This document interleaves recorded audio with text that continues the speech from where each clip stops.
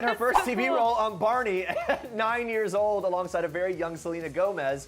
After her Barney days, she went back to public school for 6th grade, and things unfortunately took a turn for the worse. Yeah, Demi was getting bullied and being called fat. Now, Dianna's oldest daughter, Dallas, even informed her that Demi was visiting sites about anorexia and bulimia. Unfortunately, Dianna didn't heed the warning signs, admitting, quote, "Sometimes we so desperately want to believe the best about our children, we ignore the obvious." But Demi continued on her path to stardom, striking it big, obviously, in 2007 with Camp Rock.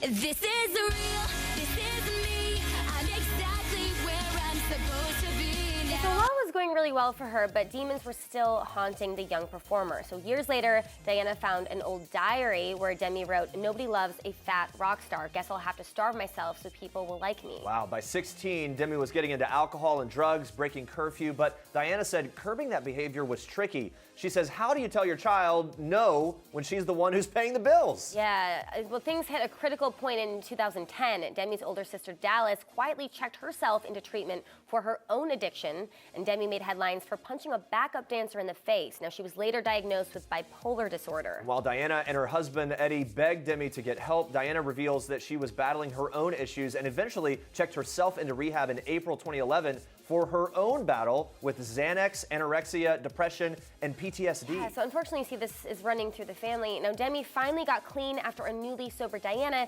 gave her the ultimatum that she couldn't be around her little sister Madison if she continued to use.